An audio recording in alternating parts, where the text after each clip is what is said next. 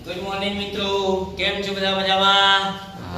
આજે આપણે ફરી એકવાર YouTube ચેનલ અર્ષદ એજ્યુકેશનમાં મળીએ છીએ. એમાં ફરીવાર આજે પાઠ નંબર 15 ધોરણ 10 આર્થિક વિકાસ. એમાં આજે એક નાનકડો પ્રશ્ન ભણીએ. બજાર પદ્ધતિના લક્ષણો, જે બોર્ડની પરીક્ષા માટે ખૂબ ઇમ્પોર્ટન્ટ છે. ધોરણ 10 બોર્ડની એક્ઝામમાં 2 ગુણની અંદર બજાર પદ્ધતિના લક્ષણો પૂછાય. તો પહેલા તો બજાર પદ્ધતિને મૂડીવાદી પદ્ધતિ કહેવામાં આવે છે. એ મુક્ત અર્થતંત્ર ધરાવે છે. અમેરિકા, જાપાન જેવા દેશોએ પોતાનો આર્થિક વિકાસ બજાર પદ્ધતિથી કર્યો. અમેરિકા અને જાપાન જેવા દેશોએ પોતાનો આર્થિક વિકાસ બજાર પદ્ધતિથી કર્યો.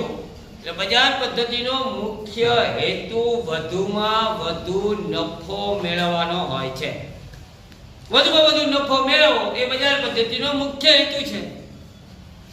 એટલે એના આધારે બજાર પદ્ધતિના લક્ષણો. તો બજાર પદ્ધતિનું પહેલું લક્ષણ છે ઉત્પાદનના સાધનોની માલિકી ખાનગી અથવા વ્યક્તિગત હોય છે.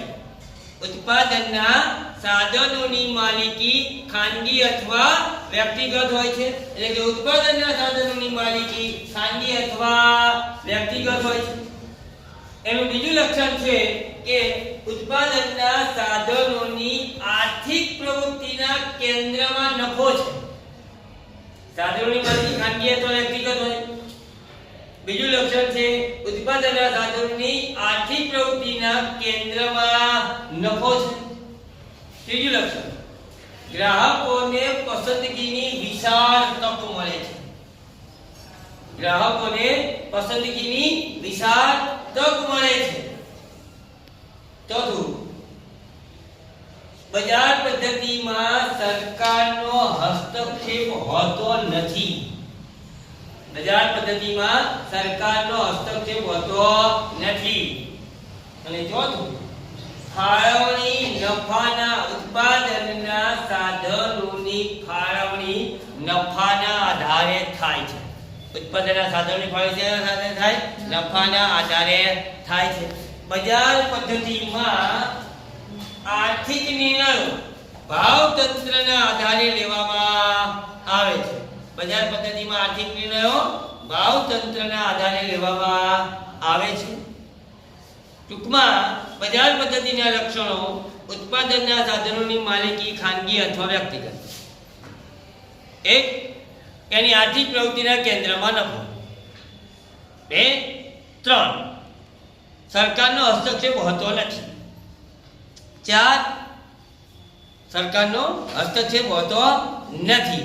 4 નંબર છે કે ઉત્પાદનના સાધનોમાં ફાળવણીમાં નફાના આધારે થાય છે. ગ્રાહકોને પસંદગીની વિશાળ તક રહેલી છે. અને આર્થિક નિર્ણયો ભાવતંત્રના આધારે લેવામાં આવે છે. આ બજાર પદ્ધતિના મુખ્ય 6 લક્ષણો હતા. અહીંયા આપણે બજાર પદ્ધતિના લક્ષણોનો પ્રશ્ન પૂરો કરીએ છીએ. અસ્તુ.